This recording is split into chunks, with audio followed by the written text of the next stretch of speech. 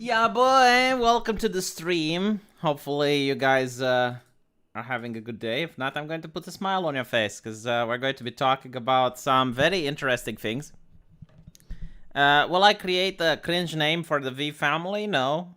No, I'm not into PR. I'm not into branding. I don't even know how I would do it. So, let's see if I can just take this down a little bit. Yeah, I personally dislike you know what? I'll just leave it at this. I dislike companies. Like, for example, let's say you have a company called the Pogo Company, right? Ltd. Pogo Ltd. And they would be like, here at Poggers, you know, it's so annoying. It's like, we, the Pogger family. No, please don't. Just stop. No. I have my own family. It's not at home. No. Right. Let's look at something very interesting first, because someone asked me about it, and I decided like not to make a whole video, but I will. You know, I will at least address it. So, there's this new game called Humankind, right?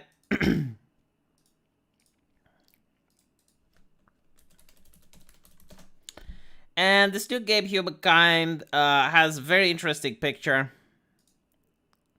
Probably, you know what? I'll make a video about it. But I'll talk it here as well. So if you see me here, you're probably going to not want to watch the video because I'm probably going to make the same arguments. Right?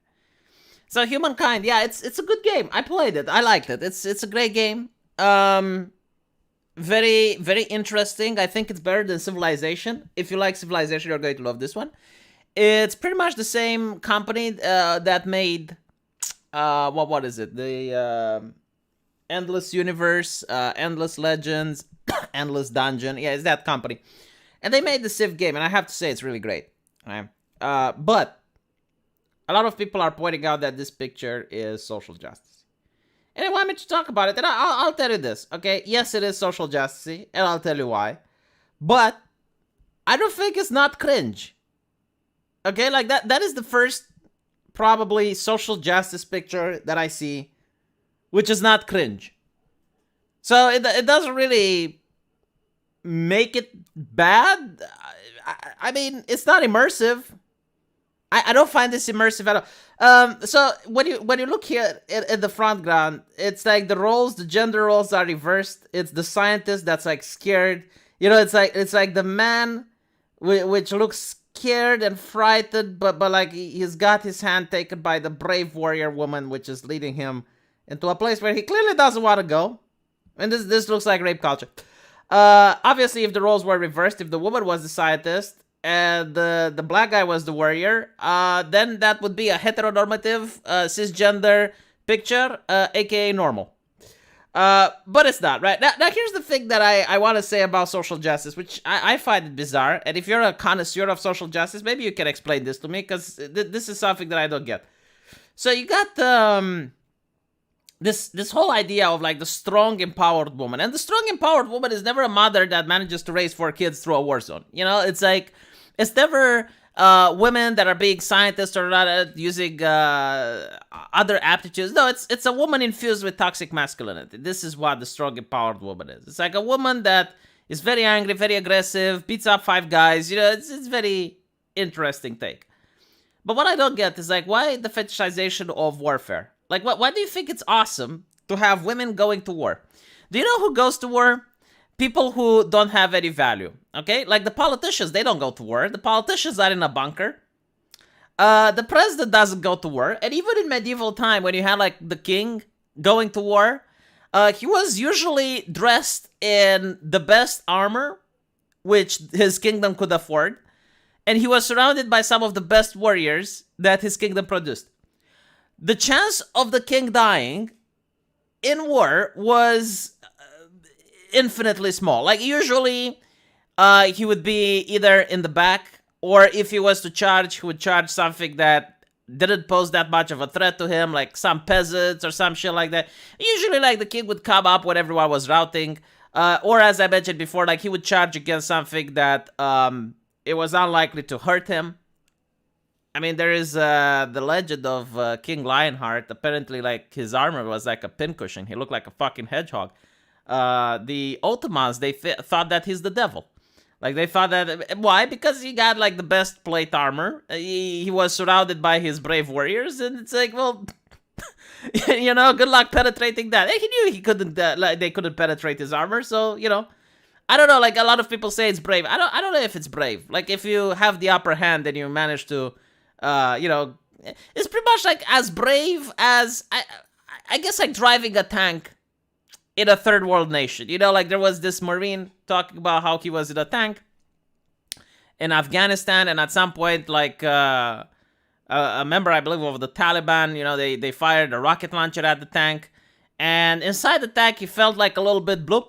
He felt like a, you know, like a hop, like whoop, and nothing else, right? Because it was a state of the art tank. It got active reactive armor, and he immediately like turned the turret and went boom. And that was the story of the Taliban. Now, is that brave? I mean, yeah, okay, it's a little bit braver than most, but I don't know. I just don't see it, right? So who goes to war? Well, again, it's not the politicians, it's not the king, it's not the general, right? It's the expendables, it's the people, you know, the citizens, the men. The men go to war. The women stay home. Why? Because they're protected. This is the whole purpose of going to war, is to protect the women and children. Because they're considered essential, right? It's like during COVID, it's like your business is not essential. So I don't understand like the glorification of sending women to battle. I generally don't get it. You do realize that not only that, but like a tribe that, well, any country, let's say like half of the world, the men in the United States would disappear tomorrow. You would still have a United States. Because the rest of the men, they would manage just fine to replenish the population. If half the women disappear, then you have a problem, right? And it's just simple biology. I hate to say it. I know biology is sexist, but one man can make love to several women and have children. In fact, like one man can, like, if one man makes love to 5 women a day, during 30 days, how many children is that? You know, a woman gets to have 1 kid, 9 months waiting period, several more months in order to raise him. Right? So you can see the problem, which is why women.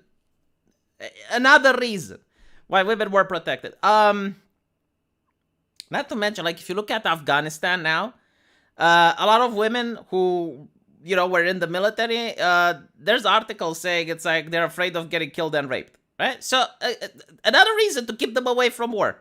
Because, yeah, you can get raped. If the other person is willing to kill you, why do you think they're not willing to do more? I generally like don't. So I don't get the logic of glorifying the idea of sending women into battle. I don't even know if women want to go into battle. At least not like this. You know, if they're in a fighting plane or in a tank or running a drone or doing logistics behind the enemy line, yeah, I get it. But again, like if you were to poll the female population, hey, do you want to, you know, be in a medieval situation where you charge first? You know, some men would say, yeah, they wanna, because like they might find it fun. Women probably not. Again, at least the ladies I speak with, maybe you know more courageous lady, more brave ladies than I do.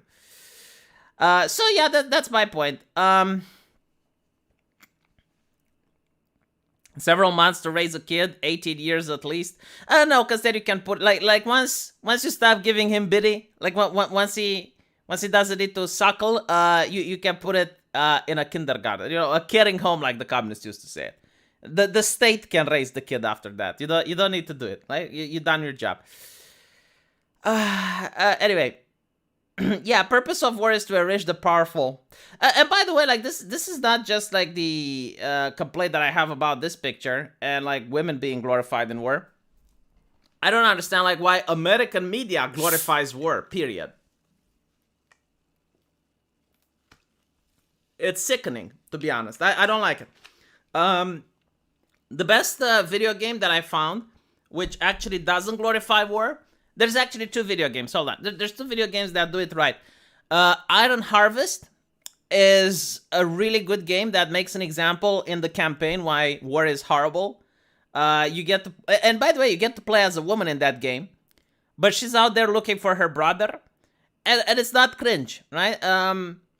But like the entire game tells you that war is horrible. A lot of innocent people die on both sides, and the carnage, the despair. You know, it's very well articulated, so I really like that game. And another one is Capri of Heroes. Capri of Heroes, the one with the Russian campaign. It shows just how awful it was, even for the Russians. Like how how the people in power treated their own soldiers. You know, like it just makes it even more admirable on how it was to be a soldier in the Red Army. Like to see just so many atrocities, both from the enemy side and your side, would have been just yikes, right? So much respect for them. Like that game really shines and shows just the horror that the Red Army went through. So there's that, you know. Let me see what Mentat wanted to say.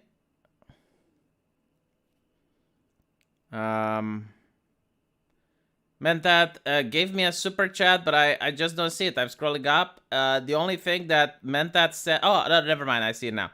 Matchmaking in multiplayer games is rigged. Look up engagement optimized matchmaking. They want to frustrate people so that they buy microtransactions. Yeah, so I actually made a video about this. Palette thesis. Usually I don't talk about things outside the subject of the video, but I'll make an exception now. There was... I believe like Call of Duty, like Activision, was exposed for their matchmaking system. You would think that the matchmaking system is trying to match you against equally skilled opponent. Nope. Actually tried to match you against people who bought DLC with people who didn't buy DLC. And the purpose of it was to get the people who didn't buy to want to buy it. It's insane. But not surprising at all. I assume like there's a skill level in it as well, like, but the fact that that's even a criteria that you can't turn off and it's hidden, it's absolutely disgusting. So yeah, I'm not really surprised about it. And by the way, like DLC is such a fucking cancer, especially like when you play Battlefield. So you buy the game, right? And then you're expected to play it in order to farm for gear, but you can also pay in order to unlock gear. So I would be fine if, like, okay, you unlock like a slightly better rifle or whatever, or you unlock some new gun or you know, fine. But like when you flew planes, the plane had an ability to launch flares if you're targeted by a rocket from the ground. So the people who unlocked that ability could actually fly planes, because it's like, okay, well, you got locked in by a missile, you launch the flares, and you know it's a big advantage. But if you don't have that, like every time you get in a plane, you'll die, because all it takes is like for one guy out of a map with 80 players to lock a missile to you, and that's it. Like the plane is down. There's no way to avoid it, right? And no maneuvering, no nothing, because like it targets onto you. So you don't have access to the flares. It's such a disgusting way in order to get people to buy microtransactions, I swear to God. All right, so let's talk about the polyamorous relationships.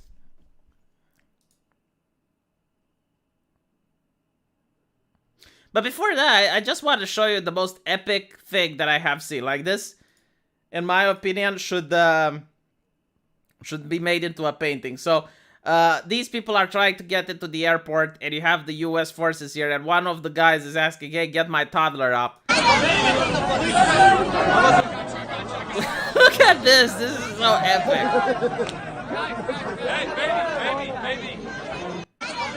I don't know why, but like the way he lifted up this kid is like, look, he's not even breaking eye contact with the person that gave him the kid.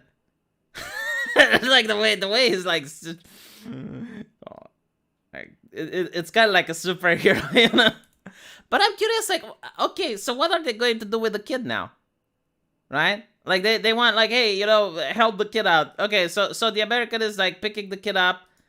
This looks like a toddler, right? Like he needs baby formula, he needs care. How are you going to provide him if the pirates aren't there? It's so weird. What happens with him? It's like, okay, they fly him to somewhere else, like they fly him to Qatar or Germany or wherever they're taking the refugees. And then what? I don't know if they thought this through. Like, not only that, like, how is the person going to get in touch with the kid now?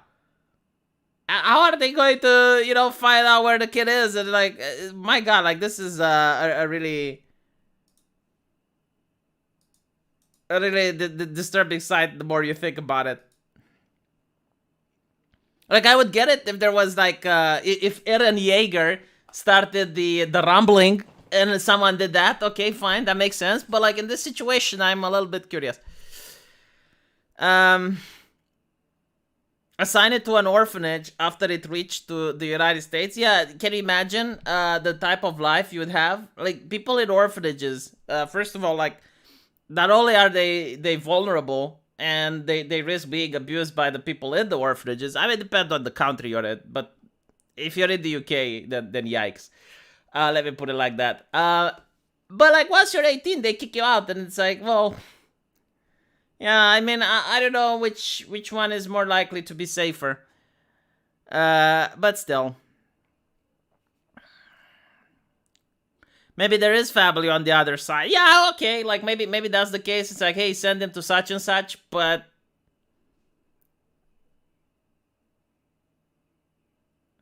says glorifying war is sick, starts glorifying war. Man, like, I'm not glorifying the war, alright? I'm glorifying this person's action.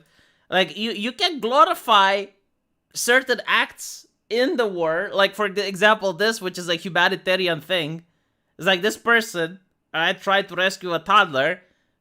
I don't give a shit when it happens. Like, if this was a flood, and like, all the people would drown, but this guy manages to rescue a toddler, it's still the same shit. I don't care. You can glorify certain acts. You can glorify people. If the soldier would have gone down 100 people, I wouldn't glorify it. It would have been horrible. And not only that, it's not that I glorified. I even said, "Oh my god, like, this is depressing." How? Okay, whatever. How is the subscribe star take versus the YouTube membership? I think it's better on subscribe star. If you wanna pledge to me, I would very much appreciate it, Zenith. You know what? I'll give you the wrench. Give you the wrench. So let's talk about the wholesome young boy. Look here. Here's something else that needs to be glorified. So last year, a 5-year-old boy named Noah awoke to flames in his bedroom in Georgia. Man, can you imagine how fucked up that is? I mean, I'm 35-year-old. I would probably be scared shitless if I seen flames in my bedroom. It's definitely not a pleasant sight to wake up to. So instead of jumping in panic, he grabbed his 2-year-old sister and jumped from the window, and then went back inside and did the same with the dog, alerting all other family members on the way. 5-year-old kid. Jump through the window. You know, I remember, like, I was a kid. I think I was like 12 or 13 or some shit like that. And I wake up, right? Because there was like a little bit of commotion in my room. It was, I think, like 2 a.m. Like, for a kid, 2 a.m., it's almost like like, that hour doesn't exist anymore when you're an adult. What I mean is, like, 2 a.m. is such an ungodly hour, there's no way you can wake up. It's like the deep slumber. Like a slumber that you don't have as long. So anyway, I wake up at 2 a.m. and I noticed, like, the first thing, because I realized it's like I didn't know if I'm dreaming or if I'm awake. And I noticed the lamp is shaking. Like, it's wobbling. And my mother is spinning around the bed, panicked as fuck, screaming, "It's an earthquake! It's an earthquake! It's an earthquake!" And I'm like, what the fuck? And I just pull the blanket over my head, telling her to go away. This is... I guess, like, there's what I'm trying to say is, like, there's a difference between how kids react versus how adults react. Anyway, war isn't bad or good. What makes it good or bad are the reasons for it. So, in my opinion, and I'm a little bit controversial, I guess, like, I'm with R.R. Martin on this. I think wars are bad for both parties, both the winners and the losers. You can make the argument that there are certain things as just wars. I mean, like, a war is self-defense. Like, no one is going to argue. You know, your country is being invaded and your country is defending yourself. Like, no one is going to argue that that is not a just war. A group of people that want independence, right? Like, they don't agree, like, they don't want to live under the yoke anymore, so they do, like that is fine. But then there's wars that aren't fine. So, for example, what the United States did in Afghanistan, all right? Like, that's not fine. But even that, like even the just wars are horrible, right? Like you view them as a necessity, not as something that's for you to take pleasure in. Like for example, self-defense. Let's say someone attacks you and you pull out a gun and you stop the threat. I think that even though you're justified, and even though there's no legal repercussions, you're probably going to be followed by that during the night. You're probably going to not be able to sleep. And I know, like, you guys say, oh yeah, I would sleep just fine. I've been to the hospital and I saw people dying. Okay, like it is something that even if you're not responsible and even if you're not doing it, it's like seeing another person taking its last breath is something that horrors you. It's and to see, like, even if you're justified, that person, being on the ground bleeding and going, it's probably going to fuck you up, right? And I think like it's the same with wars. Yeah, even if it's a war in self-defense and a just war, it's still a war at the end of the day. The United States was justified. Did Congress declare war, Abdi? Because that's another interesting thing. Like democracies were supposed to be more peaceful. Why? Because the only way to declare war is if Congress declares war. Which means that the American people didn't issue their will on that particular war. So I don't think it's justifiable. Even if you were to say, yeah, it is, it wasn't. And not to mention, the whole thing with the Middle East, even if the pretext wasn't there, even if 9/11 wouldn't have happened, they would have still got in. So, no, I disagree with you, right? The only way you can say that the war is justifiable is if you also agree with the idea of colonializing, and it's like, okay, let's bring Christianity to the savages, quote unquote. Like that. That's not something that I like in history. I think the Star Trek approach was the righteous one. Like, the Star Trek approach was like, if a civilization didn't discover warp travel, we don't interfere. Even if, like, they develop weapons and they blow themselves up, that's none of our problem. It's like, let people, quote-unquote, develop themselves, right? Like, that was, like, the prime directive in Star Trek. And I think, like, that's the correct way of doing it. If you have certain people that, they still burn witches, or they still stone people, or it's like, fine, let them do it. Just don't intervene, just prime directive, build a wall. Turkey is building a wall right now, by the way. You know what, Zenith? I'll remove the wrench, but then I'll add it again, because now you created that incentive. Now you're incentivizing me in order to, like, you train me. I'm like Pavlov's dog being trained in order to get Super Chat.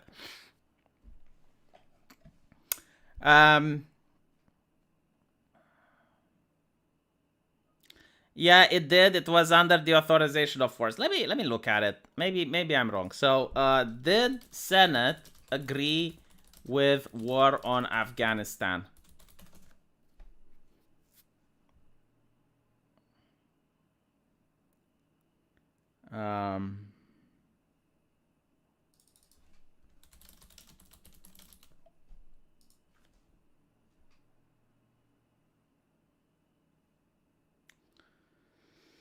So apparently I can't find anything because the news is being pitched on me rather than getting what I want to search for.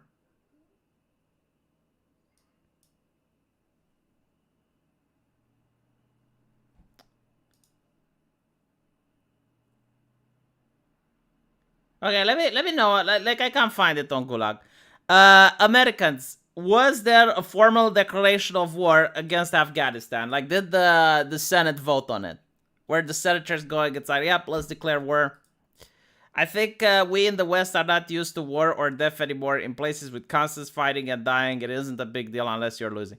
Well, it's not like that. It's more like, if you're going to fight people that don't have any way of fighting back, and what I mean by this is, like, their technology is so outdated that, your country doesn't get any risk, then, yeah, like, if the US would declare war on China, it would be completely different than fighting Afghanistan.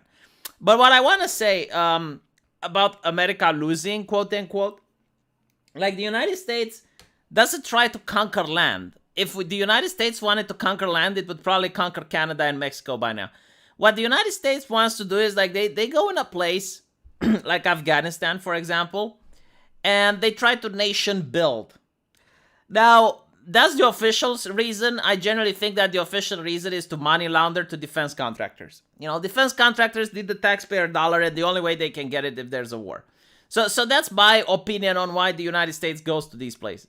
But when they try to nation build, it's like they build stuff up and then they leave, right? So to me, it sounds a little bit weird. It's like, okay, so you have the Taliban and they're hiding in the mountains, and eventually the U.S. will leave. Like it's known, like it is.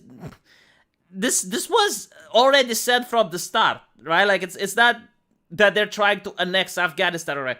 So they go there and then they leave, and the Taliban goes like, "Oh, we won." So literally, like, all you have to do in order to win against America is to sit in a bunker, watch television, wait for them to leave, and then you come out and like, "Oh, we beat them." Not really, okay?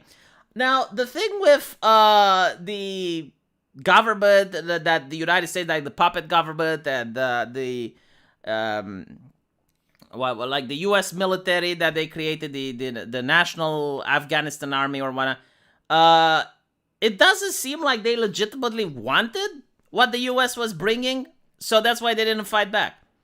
I mean, like I was hearing like someone on CNN, I forgot his name, one of the people advocating for the war, and I was hearing him say, well, like no one in Afghanistan was fighting in the Civil War. And I'm thinking, okay, if no one is fighting in the Civil War, then that means there wasn't a Civil War. Like you guys pushed it. Like you guys in a first world nation like pushed the Civil War. So there was the problem. Money laundering and resources in Afghanistan. Yeah, probably. Hold on, I got apparently the article. Joint resolution. Blah, blah, blah.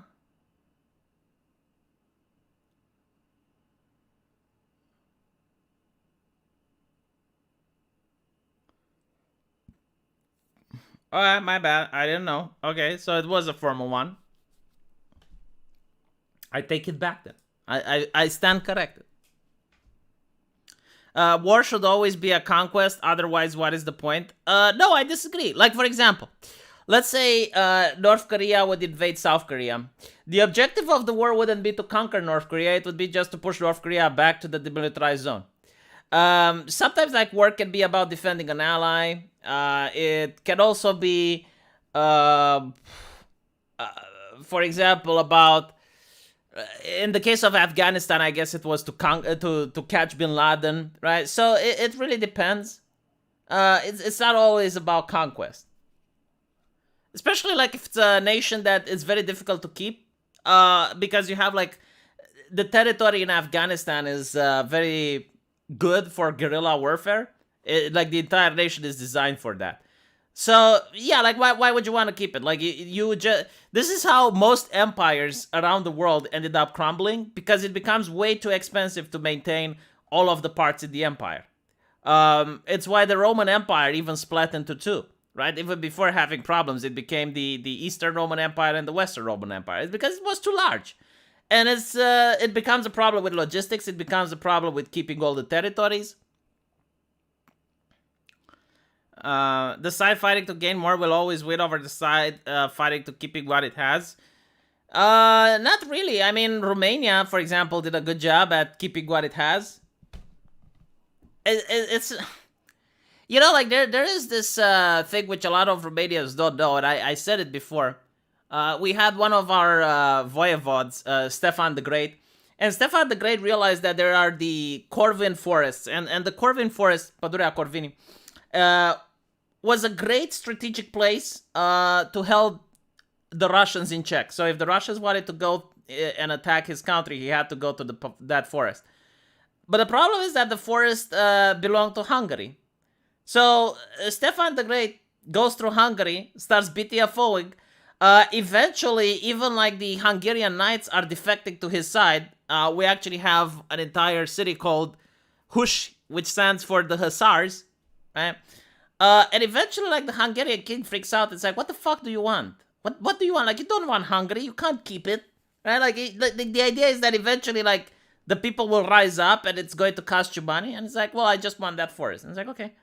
So it's I guess like it is something, but like a war against the forest where you go all the way into the depths of another land.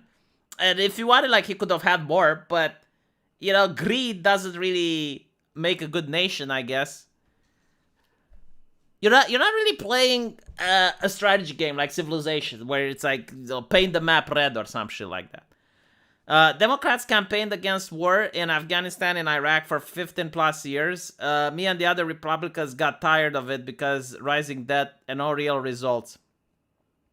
Anna wasn't trained properly. So I heard from the Wall Street Journal that the Afghan National Army, one of the reasons it failed, is because the United States uses the tactic of air superiority.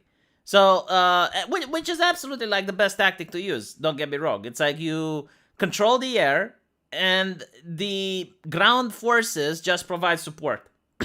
Now, apparently, when Joe Biden pulled out, he removed the Air Force, and he also removed the intelligence agency, leaving the Afghanistan National Army alone. So that would have been one of the reasons why they left. It's like, well, okay, that there's what exactly are we defending? Like, what's the point dying for this shit? So there might be that. Another reason that I heard is that the U.S. stopped purchasing Hellfire missiles 3 years ago. Now, the Hellfire missiles is what they use in the Middle East. It's it's air to surface, usually against vehicles. Does work against group top targets as well. And the reason they stopped buying the Hellfire missiles is because they're buying state of the art supersonic missiles to use against a potential threat in the South China Sea. So it's possible that they didn't even have the resources to continue fighting in the Middle East. And what I mean is like prolonged fighting, like years to keep it up. So there might be also a possibility. An expansionist policy is the mark of a civilization that extends this. Not really tactical droid. If you look at the tactic that, what was it? Not Spain, Portugal. Okay, Portugal, the way they were doing the empire building is kind of similar to how China does the empire building right now. They just wanted to control the trade routes. So as long as they had access to the trade route, like they would have like a port city that a lot of people would go through. They just wanted the port city. And China does it similarly, right? Like China is just trying to get key ports around the world. So they will go into a nation and they will say, hey, we're going to lend you money to build your infrastructure or whatever. And then the nation goes like, oh shit, we can't pay. And China goes like, okay, that's fine. If you can't pay, just give us access to this port city for 90 years. Like we just want to loan it. And what this does is that they can now set tariffs and they can set taxes. So the beauty of it, like imagine if, let's say, Constanza belonged to China, right? If anyone tries to take Constanza, Romania has to defend it first, right? Secondly, they get to set tariffs even on Romanian ships, and they just make money. They make lots of money. Now, the problem if you try to conquer everything and paint the map red is that it becomes incredibly expensive to maintain what you've conquered. Especially because you get like different rebellions in different parts of the empire, guerrilla fighters, you can have like upheaval and unrest, and the larger the empire, the more difficult it is to keep this in check. I mean, look at America, right? They spent $1 trillion on training the Afghan National Army. Like that $1 trillion could have gone in order to end homelessness. Like if you pumped $1 trillion in Detroit, you'd have made it a proper state again. So I really disagree with the idea. It's like, yeah, you need to paint the map red as if it's a strategy game. That's a very medieval way of thinking, which I don't think works in the modern era. Like in the modern era, if you try to paint the map red, you're going to get like 10 or 20 nations declare war on you, just initially, straight up. But if you try to control like port cities, and you do it through diplomatic means, and you just try to control the trade routes, that's how you win. So, yeah. No, it's even worse than that. The Afghan National Army had no discipline. United States Army tried to train by consensus. Private, do you want to fight? Yeah, I heard about that. I mean, there's conflicting narratives at this point. Like different publications say different things. Um,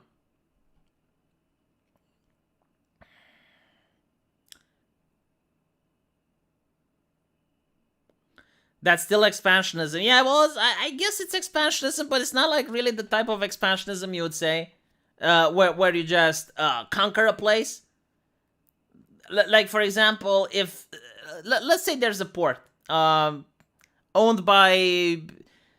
Okay, let's go back to the medieval era, or actually no, the colonial era, right? Now let's say there's a port owned by the Aztecs. Now the way the Spanish would try to go around the business is that they would try to conquer all of the territory, including the port, and then they would hold it, right? The way the Portuguese would go around the business is that they would trade with the locals, offer them shit, and buy the port. And then, as I mentioned before, it's like, okay, well, now the port belongs to the Portuguese. They get to set tariffs and whatnot. And the islanders, if they're under attack, they have to defend the port of the Portuguese. Which, again, it's just a brilliant tactic. It's a lot more efficient. You just get the money. There's no uprisings. There's no upheaval. I mean, sure, maybe like sometimes like you might get a couple of tribal islanders going like, hey, like this is still our shit. But overall, no. You know anything about the first Gulf War? Saddam basically got ganged up by a gazillion nations. No, I don't, unfortunately. Sorry. Not just military outposts and economic conquests. Okay, Divina. Let's look at what the topic for today was, because again, I got a little bit sidetracked. So, this is the reason I talked about this is because I noticed like the leftist talking point, right? And the leftist talking point is always like this. Like, they do something that they know the majority of people disagree with. Whatever that is. Like, they know the overwhelming amount of people don't like it. And it's not like they want tolerance. Because tolerance means, like, you don't like it, but you're not going to do anything about it. Let me give you an example. Tolerance is when you hear a kid next to you crying on the airplane. Right? Like, next to you, there's a mother with a toddler in her arms, right? And the thing starts yelling. Like, it's crying. It's very annoying. Maybe it's even puking. Let's say it pukes on the mother and now the stench is there. You tolerate that, right? That's what you do. You tolerate. You don't like it. Because liking it would mean that you demand that on every airplane that toddler exists. No, you tolerate it. It's like, okay, I don't like it, but I put up with it. Okay, so that's what tolerance is. The idea of tolerance came ever since like medieval Europe used to have like different religions. And by different religions, I mean it was the same branch of Christianity, but you had like Catholics and Protestants literally killing each other. Like you had gang wars in cities where people of different faiths just murdered each other on a daily basis, smashed their businesses, and this is obviously not good for business. Right? It's not healthy for a nation. So John Locke comes up and says, we need to tolerate each other. Like you get your privacy and the public life is different, right? Like even if you're a Protestant and you're a Catholic, just on the street, put aside your differences, blah, blah, blah. So that was like the idea of tolerance, where it came from. But the idea of acceptance is what the left pushes. So the idea of acceptance is that, well, for example, the Protestants should want more Catholics. They shouldn't just tolerate. No. You should want. Like you should convert yourself, or vice versa. Right? Like that's the idea. So in the case of polyamory, it's like this meme. It's like I could never share my partners. Right? So well, we didn't ask you to share your partner. Polyamorous people aren't looking for your input if you would also share your partner. Yeah, but like we aren't looking like for the input of polyamorous people on the fact that they're polyamorous, right? So if you're not going to show respect, if it doesn't go both ways, then why do you accept people to accept you, right? Because here's the thing.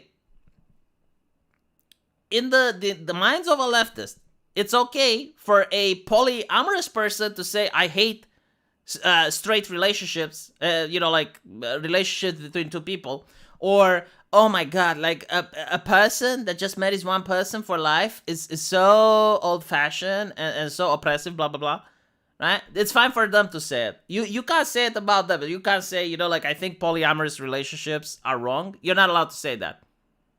Sorry, my bad. You're not allowed to think that.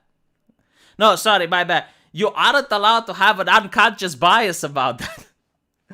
Comments like these are usually followed by toxic relationship habits or ignorant assumptions of polyamorous dynamics. Polyamorous people sharing their lifestyle and how they navigate relationship isn't a threat to you and your livelihood. Yeah, but like, not everything has to be a threat to me or my livelihood in order to say I don't like it. For example, again, the case of the kid in the airplane, right? The kid screaming isn't a threat to me, isn't bad for my livelihood.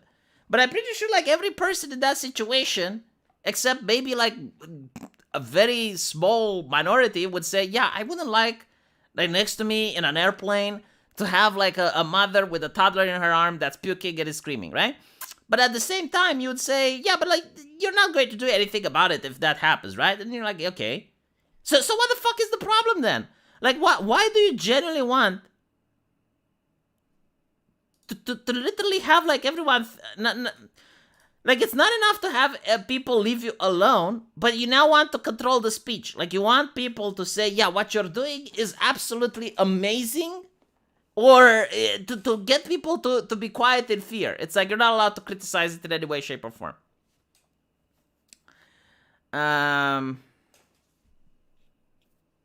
Now, by the way, about polyamorous relationships, I'm fully aware that there are cultures where they exist and they seem to work, right? So I'm not saying that polyamorous relationships are bad. What I am saying is that you should allow people who don't like polyamorous relationships to express that. Like, just how you allow a person who is in a polyamorous relationship to express that they are in one and to advocate for them, you should also allow people to say that they don't like it and to advocate for them not to exist.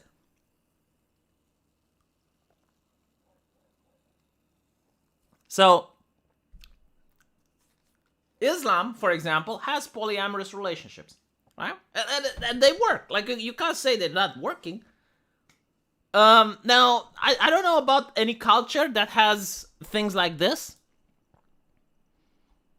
Let me see if I can find it.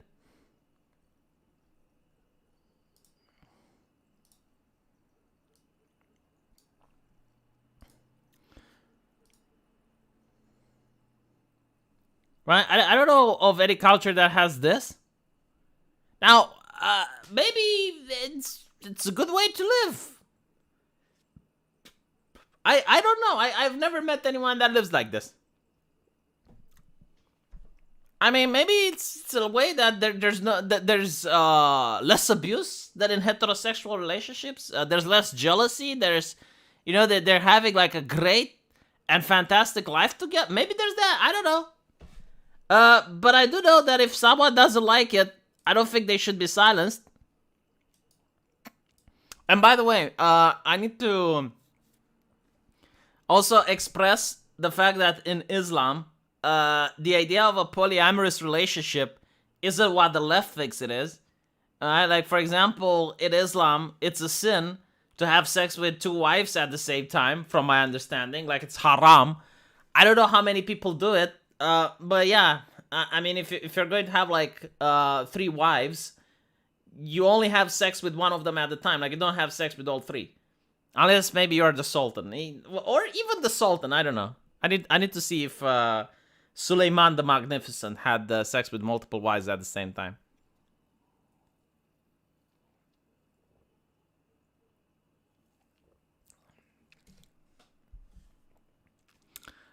These people literally revert to primate torment mating. Man, like, I watched the Discovery about primates. It's not really like that. I mean, it depends on the primate, but for like the primates that are close to humans, you usually have like the alpha male, and the alpha male is the only one that's allowed to have sex with the women. And if he ever catches another male having sex with the women, he beats the living shit out of it. And usually you have like other males that cheat. Like, the idea of cheating actually exists. So you have like a monkey, like a female monkey, going into the bushes with a cheating male while the alpha male is sleeping. So that is that. There was actually a funny thing that I saw in the zoo. Like, one of the females was trying to sneak a shag away from the alpha male, right? And when the lesser monkey sees that the alpha male wakes up, he pulls out and tries to run. But the female monkey grabs him and pulls him back into it, like just like grabs him by the head and pulls him back behind her. It was very hilarious. I love that. They have been trying to push this poly narrative since the 60s. The hippies couldn't pull it off because people get jealous. Only tribal people in Africa I know do one woman thing, but it's a fling to stop inbreeding. Yeah, I mean, I think like one of the main reasons why this wouldn't work is simply due to the fact the sex drive works differently for men and women. Usually men get into higher sex drives than women. Like, I don't know many relationships, to be honest, where it's the woman that tries to pressure the guy to have sex. I'm not saying they don't happen, but it's like probably a lot more rare than the opposite, right? So now imagine you have like 4 horny dudes and 1 woman. It's like, is that woman really going to be able to satisfy 4 males with high sex drives? I'm just curious. It's a little bit interesting.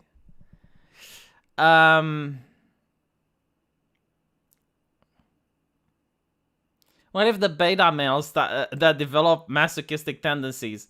No, it's not. It's not really like that, because sometimes the beatings are fatal. So, like the monkeys, they really don't kid around. They don't have laws and monkey rights, I guess. So.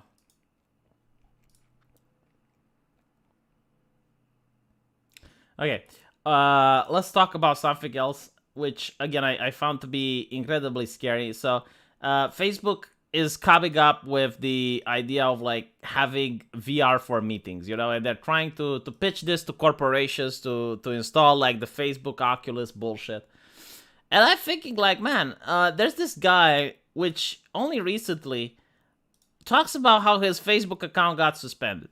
Now he says it got suspended for no reason. Which maybe is true, you know, like maybe he just got suspended for no reason. But let's assume he did something. Let's assume, I don't know, he posted Dr. Seuss's book. Okay, he posted heretical literature, got his account shut down. But it's not only that his Facebook account got disability, he also lost his Oculus Quest, right? So it's like everything that's integrated into Facebook is now gone. Like, can you imagine this? Like, imagine the following scenario, right? Like, let's say your business requires you to use Facebook Oculus meeting room, right? Let's say it's required. Now, imagine you do something edgy. Imagine you agree with J.K. Rowling or some shit. Now, you get your Facebook banned, which means that you're going to also get your Oculus banned. And now the HR lady is going to start asking, it's like, okay, but why is it the mark showing up for the VR groups, for the VR session? Right? So basically, you're going to have to live your entire life fearing about Facebook's terms of service. Like, can you imagine how much power would Facebook have? Yeah, the platforming works. I know, it's literally... By the way, whenever I hear the platforming works, it's like hearing Stalin say purging works. Yes, like Stalin purging people worked. Absolutely. Like every single person that Stalin politically persecuted worked. You know, Stalin managed to have a great life, and he also died a dictator without having to face a revolt. From Stalin's point of view, every single tactic he did, every single atrocity he committed, yeah, it worked. And by the way, like, history doesn't view him as a very bad man. Like, I know people still defending him. They're called tankies. So, yeah, the platforming works. My fucking God. Like, that is one of the worst takes that I ever hear. It's like saying, yeah, no, seriously, it's like Benito Mussolini saying fascism works. Yeah, if Benito Mussolini wouldn't have lost World War II, he would have probably said, yeah, fascism works. Just because something works doesn't mean it's moral or right, or you can do it and still have a free country. Honestly, like the Taliban, and I know Abdi Muhammad disagrees with me, but like the Taliban were saying, why don't you ask us about free speech? It's like, if you want to talk about free speech, ask Facebook. And my thinking is like, okay, if the government can't convince a corporation that it should abide by the spirit of democracy and the spirit of free speech, if you can't convince an American company to do that, how the fuck can you convince some terrorists in another nation? Isn't that a problem? Like, with what moral right? And by the way, like, even the people on Fox News were baffled by this. It's like, that response just shut everyone's mouth up. And if you say, well, yeah, but Facebook is a private company. Okay, so what you're saying is that if the Taliban, after taking control of the Afghanistan government, they start a private company in Afghanistan and they use that company to oppress people, then it's fine. Because it's a private company. I generally don't understand. Like, I can't separate in my mind oppression that comes from the corporate, from religion, or from the government. It's still oppression. Like, yeah, but they're not. So what you're saying, okay, like, the my private company argument, okay? East India Trading Company did nothing wrong, according to people. Because it's a private company. Can do whatever it wants. East India can colonize the fucking world, because they're not the English government.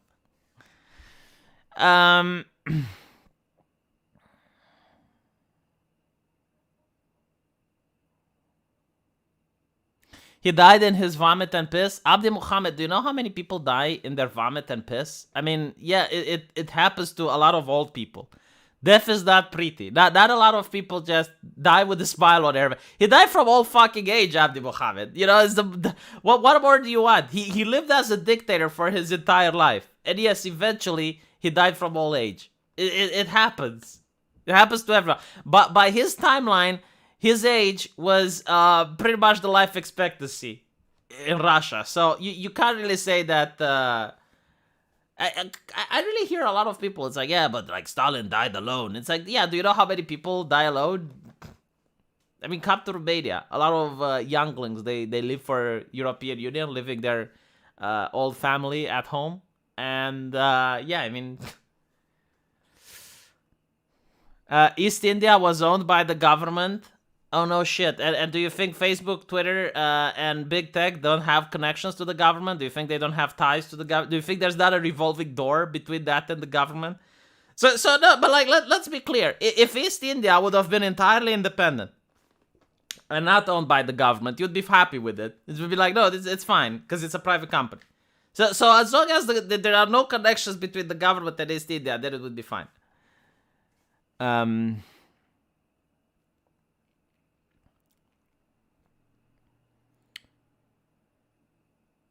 You can't use morality to convince left-leaning people. Well, sometimes, you know, like, there is such a strong dose of morality that even the leftists go like, okay. There was actually like a couple of tweets that I saw on lefty Twitter which left me very interested. Short Fat Otaku, I think, retweeted them. There were like some communists asking, like, what do you think would, like, what will you do if the revolution happens and communism wins? And there were like a couple of communists that literally said they don't want to live anymore. Because, like, the atrocities that would happen towards the bourgeoisie is too heavy and they wouldn't want to live with that. So I'm like, my fucking God, like, you're advocating for an ideology where deep inside you know you're going to commit such atrocious acts that you wouldn't be able to live with that. That is so fucked up. Unbelievably so.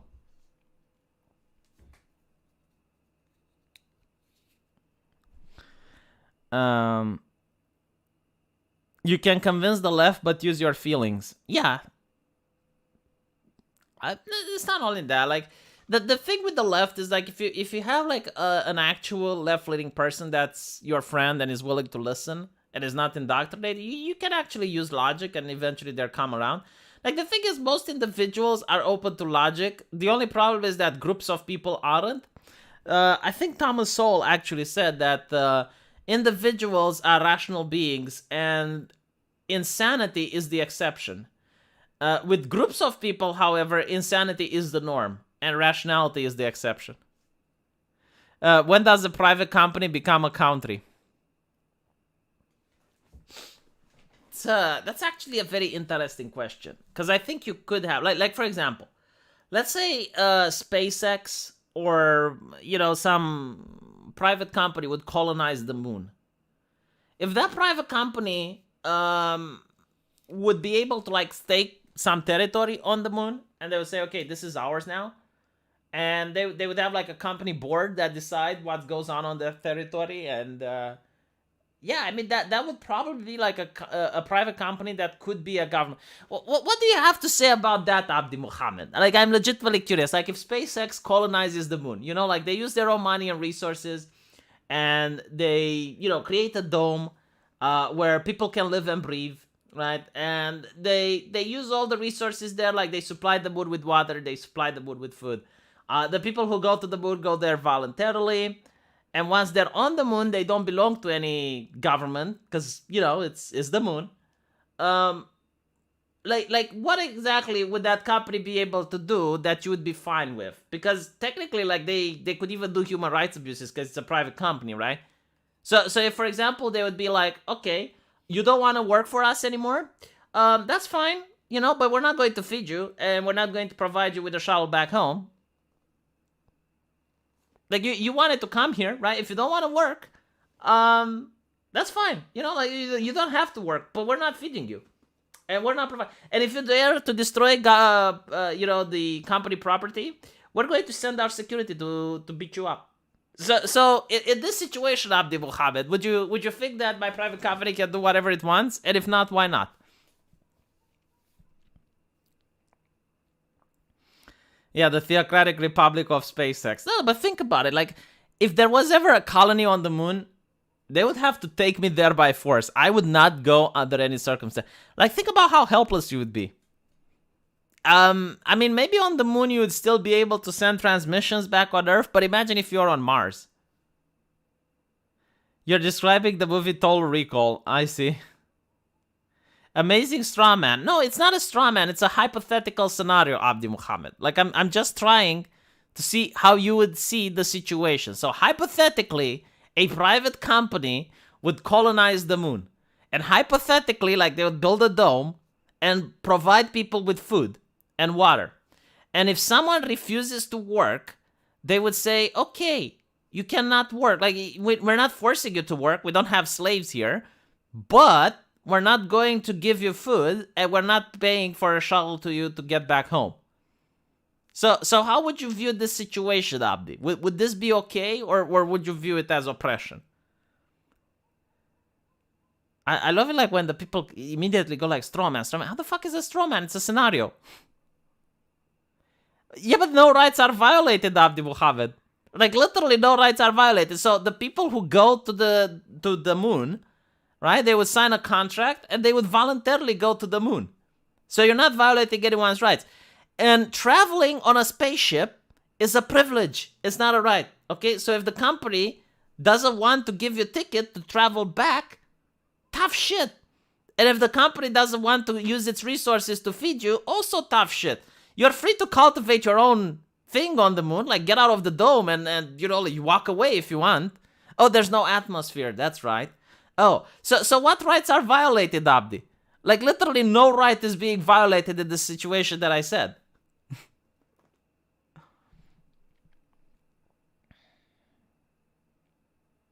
This is why space exploration will have to be a government project. Do you think, like, governments wouldn't do the same shit? Can you imagine, like, colonizing the moon would be a task that would require several governments to cooperate, and it would be crippling expensive. But not only that, imagine, like, you colonize the moon and then the moon declares independence, which is probably something that the governments are aware, which is why they're going to make absolutely sure that the workers there have absolutely no privacy. I think you've reinvented indentured servitude and imprisonment on British warships. Yeah, but no, it's not imprisonment, right? Because you can walk away if you want, but there's no atmosphere. So no one is holding you against your will. Like, if you don't want to work, that's fine. If you want to leave, go ahead. It's just like you're not allowed to go on a spaceship because it doesn't belong to you. And the company doesn't want to let you to go on their spaceships. So, again, like, I just don't see in this following scenario a single right being violated.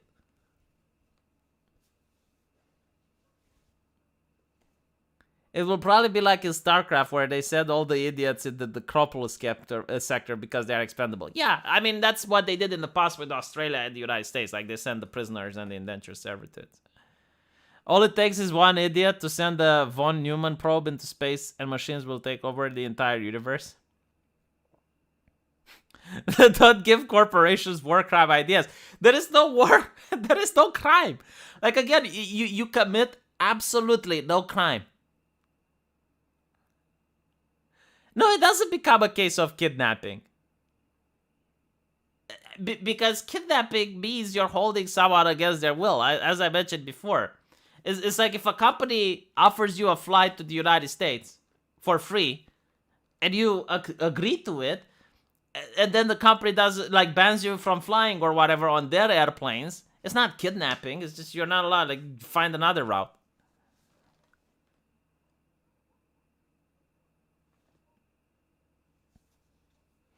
Yeah, the ocean is like the outer space. You can jump the ship anytime. No, not really, because they would prevent you to like jump on a port, or they would prevent you to jump on another ship. So they definitely held you captive. But the way I would view it, like you can even do this on Earth. So for example, let's say there's an island, and you consent to going on an island to work, right? Or whatever. When you go to the island, you don't want to work anymore.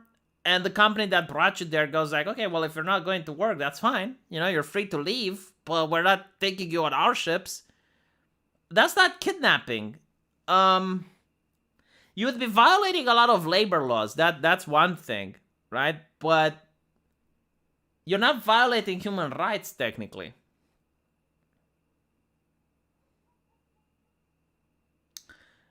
You would have to. So, how does this moon scenario is different from emerging new nation with bored-ass government? It isn't really. It's absolutely not.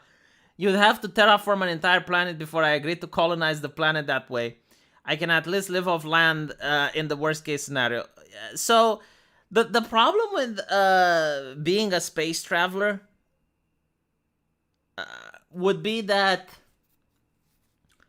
it's not just like making the air breathable that's a problem. The main problem would be all of the bacteria that would be foreign to you, so you'd have absolutely no immunity to virus and bacteria that's on the other planet. The gravity of the planet, if it differs from Earth, you might have like heart complications over a long period of time.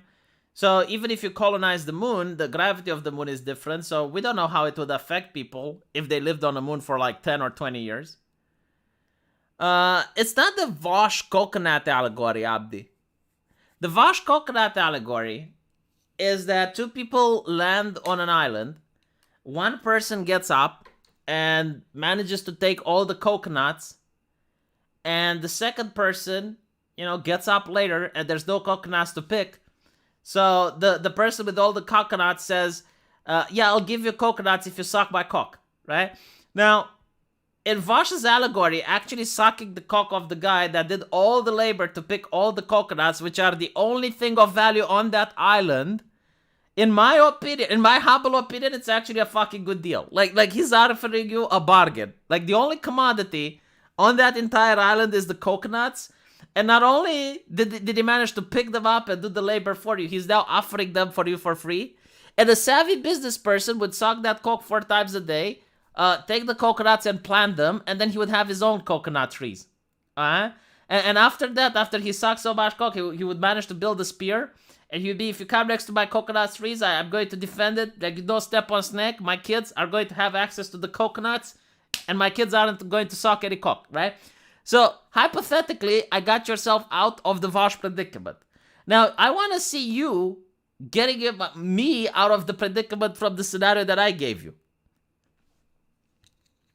Because technically, like, everything that I said works within the system, right? So you're on an island, you don't have any coconuts, okay? You need to suck cock. Okay, fine. All right, you do it. And then you have coconuts, and you're fine. You got a way out of it. But the private company that I said, which is a scenario that I genuinely don't see why it couldn't happen. Like in 100 years from now, it's definitely possible a private company could colonize the moon.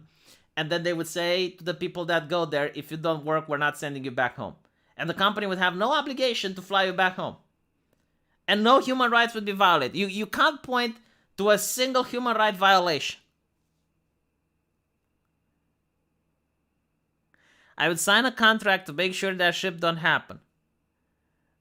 Also, what company would ever do that thing? I'll tell you what company would do that thing. So back in the past, in my country, you had the companies like factories which own a lot of land. So it wasn't just the factory, but it also owned the buildings around the factory. And the factories created kind of like a little town, and all that town was private. It wasn't owned by the government, it was private property. And in Romania, there was a law which said that people who trespass can be shot. So it was legal to shoot trespassers. Now, the factory would initially attract workers, and the workers would go to the factory, and they would be able to live in the commodities that the factory built. But sometimes, like, there would be a problem, like maybe the factory owner would overwork them, or maybe the conditions weren't as good, right? So the workers would go on strike, and they would be like, we need better conditions. The factory owner would go out with guns and his security team and would say, okay, you got three choices. You can go back to work, you can leave, or we'll shoot you. Right? And all that was legal, like shooting them was legal. The problem is that this created the first labor laws, which made it illegal to shoot people. So, what I'm trying to say is that the idea that this would never happen, or that you would sign the contract and make absolutely sure, absolute bullshit. Like, how many times do you not think like people sign a contract and then they find out, oh, there is this clause here and this clause there, and then and even then, how many people don't sign contracts that's against their best interests? Like, for example, you go to a company and you have like 10 years non-disclosure agreement. Or 10 years after you get fired, you're not allowed to work for a competitor or some shit like that. Like the idea that there wouldn't be people that would sign away dumb contracts, especially like if you target people that are uneducated, or, you know, like the very desperate, like the homeless of society and whatnot. Like, do you honestly think, like, if a company would target the homeless, it's like, hey, you know what, like, come live on the moon. You're going to live the big life. Just sign here and here and here. It's literally the same way the British would kidnap people for their military. Like, they would go to a port, they would get someone drunk, and then they would get them to sign. But even then, Abdi, right? Even then, let's say you did sign. What fucking lawyers are you going to get on the moon? Like, who's going to represent you? It's like, oh, so you signed this contract with us. Yeah, I know. Whenever you go back to Earth, you can sue us. But you have to go back to Earth. Do you honestly believe that contracts for space pioneers would read their fucking contracts? Yes, I honestly believe that. And even then, even if you read your contract, right? You go to the moon and you say, oh, you violated this line. And they will say, okay, when you go back to Earth, you can sue us. Because that's where all the courts are. That's where the lawyers are. We don't have any lawyers here. We don't have any courts here. Fuck do you do then?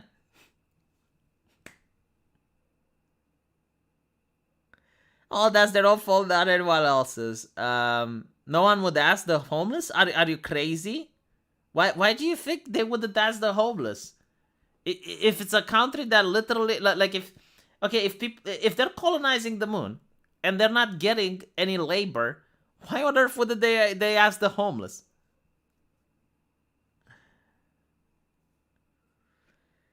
I mean, you can still filter out, you know, like the homeless people that are, I guess, like way too high on drugs and addicted, and, you know, obviously, like, they're not going to be capable to work. It's like, yeah, you're not going to take those, but like, if you have like hundreds of thousands of homeless, you can take the ones that aren't on drugs and the ones that aren't addicted.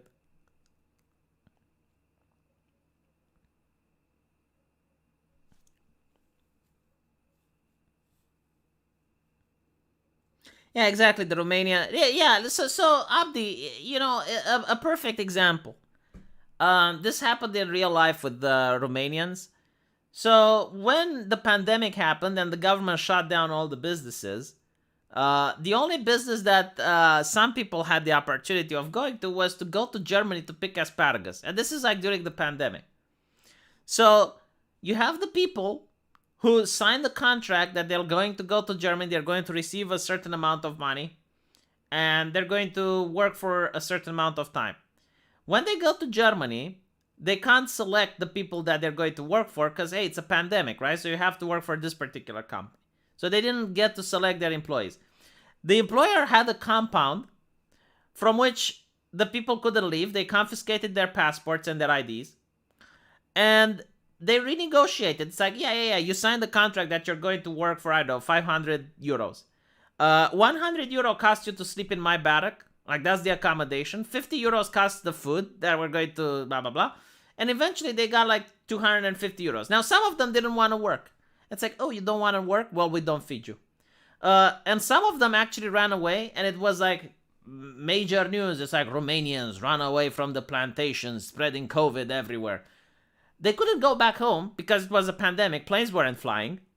So, like what the scenario that I'm saying, that people can go and colonize the stars or whatever, is not really that far-fetched. Like, I genuinely think that this could happen. I don't see why not. And the horror show of it all is that literally no human rights would be broken, right? So if the moon was under, let's say like a dome, and only the people in the dome can live, and you go there and you say, okay, I'm fed up. I don't like the way you're treating me. I want to stop working. They'll go like, okay, you can stop working. Fine. But you're not allowed to go back to your home. And it's like, what can I do? It's like, I don't fucking care. You're free. You can go whatever you want.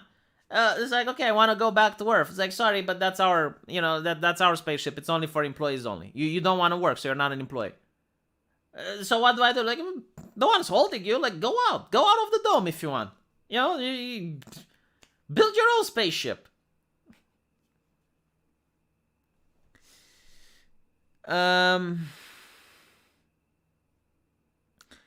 What are the homeless useful for? Man, like there's a lot of stories about homeless people in my country that enlisted in World War II and managed to get their life back together. So I don't think so. Like there are stories of homeless people that would go to the New World. They would sell everything they had, and then they would go to the New World. Like the idea that you wouldn't target homeless people to go into space is ridiculous.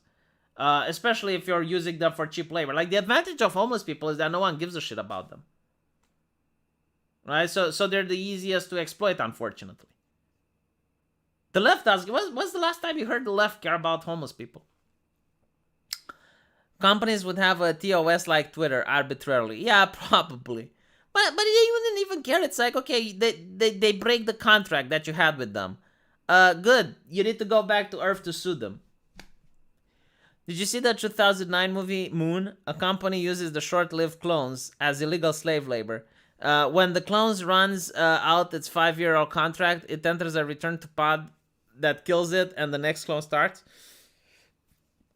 There was like a short sci-fi movie about also like clones, and they were used for slave labor, and at one point like one of the clone actually tries to take a bullet for quote-unquote a human. And then the human eventually tells him, it's like, look, you're not really a clone. You're still a human being. Like, we take you as children from some colony and blah, blah, blah. Actually doing that would be the perfect excuse for a government to accuse them of kidnapping and seizing the whole thing. Yeah, well, I'm not talking about, like, what a government can do. But again, it wouldn't be kidnapping, right? Because kidnapping implies that you're holding someone by force. If someone is willingly going to an island and then no one wants to offer him transport off the island, that person isn't kidnapped. Like imagine this way. Okay, imagine if the East India Trading Company would take a British person who wants to go to the United States, and once he is on the United States, the East India Trading Company doesn't want to take him back to England because they never agreed to that. Like they only said, we're going to only take you to the New World, right? And then he goes like, okay, I want to go back. If no ship wants to take him, technically, it's not kidnapping. Like no law would consider that to be kidnapping. He's free to go. It's like, oh, well, where are you going to go? It's like everything is a jungle. I don't know. Not my problem. And they would be like, well, I'm in Jamestown, but like everywhere else is untamed land. Like, okay, what's our problem? We just took you here. You wanted to come here? East India Trading Company actually did that. I'm not surprised.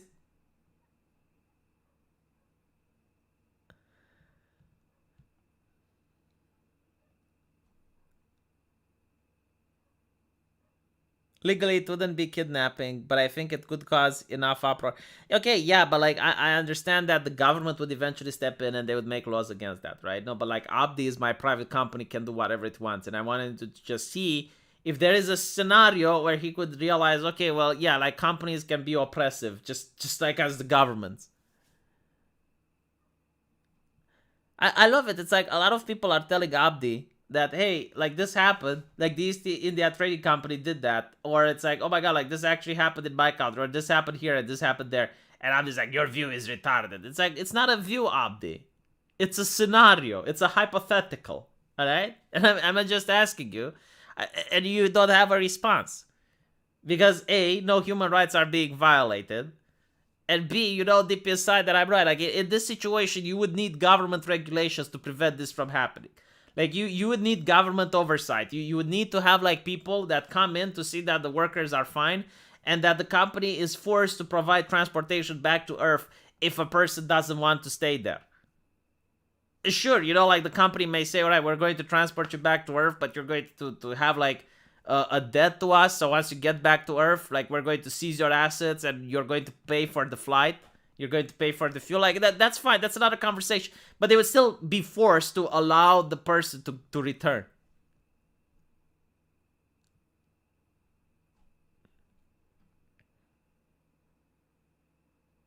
And not only that, like let's say, okay, maybe my scenario is a little bit ridiculous because there's a monopoly, right? So in this situation, like SpaceX would be the only ones that are able to travel to transport people back to Earth. Let's say you have 4 companies and they all work in unison. Like if you upset one, you upset all of them. You know, pretty much like big tech, you get banned from one platform. Let's assume you get banned from all. It would still be just as bad.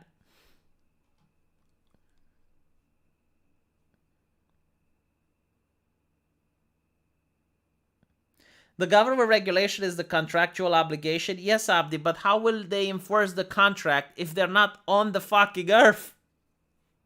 They're on another planet, Abdi. You need, in order to enforce a contract, you need the government to enforce it. You need to go to a judge. You can't go to a judge if you're on another fucking planet, Abdi.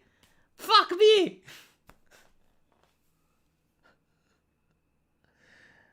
Thank you, Master, for finding money.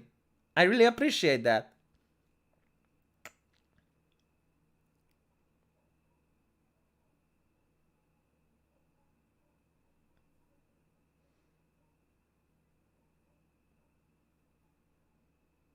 But even then, it's like, imagine if like as I mentioned before, right? So you have like the early stages of colonializing the United States. So you only have Jamestown, and outside of Jamestown, there's just wilderness. And you know, like you hear rumors of like Indians just murdering people and blah blah blah. So you get a contract with East India to transport you to Jamestown to work there, right? So you get transported to Jamestown, and then you're like, okay, my contract is up. I want to go back to the Americans. And East India goes like, no, fuck you. Okay, what do you do then? Right? What? The judges that can enforce the contract are back in England. And East India can go like, yeah, you know, we're breaking the contract. We're probably going to pay a fine for it. But you know, if only you can get back to England and enforce it.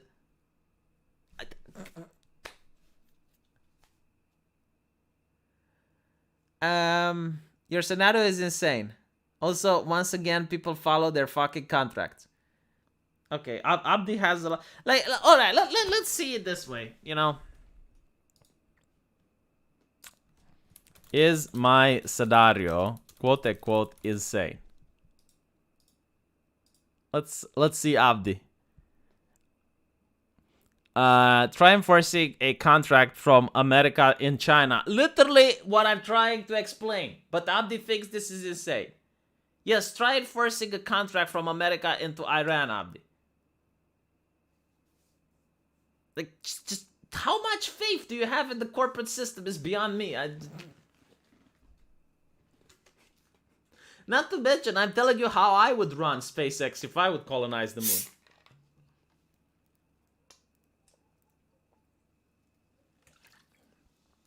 Well, obviously, it wouldn't be likely because you'd have government oversight, and I don't think like the moon would be colonized by private companies. But if you had like Libertistan, where like a company can literally do whatever the fuck it wants, like private company can do whatever it wants, then you would run up into this problem.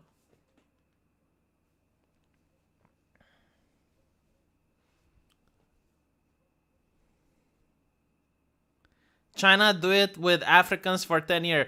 It's not just China doing it with Africans. Qatar does it with Indians. It's happening all over the world. That's why it's a plausible scenario, because governments do this shit all the time. Why do you think a company wouldn't?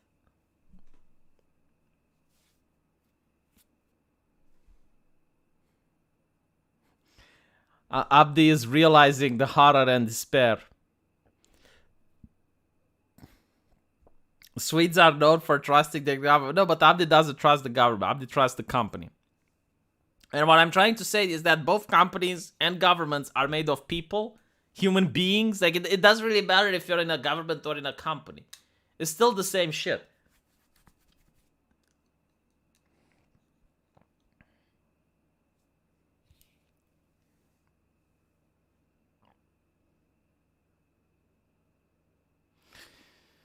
Anyway, man.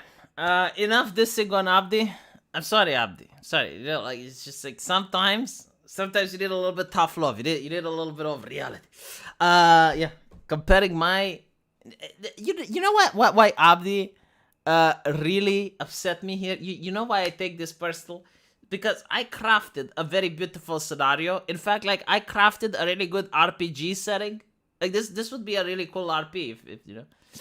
But like, I crafted. I was like a Picasso, like painting this beautiful situation, right?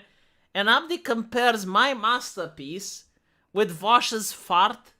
Like, how dare you, Abdi? I need Greta Thunberg to ask you, how dare you? I need another Swedish lass to look into your eyes and go like, how dare you? You know, compare my beautifully woven canvas with Vosh's brain fart. And I'll leave it at this. Thank you for watching.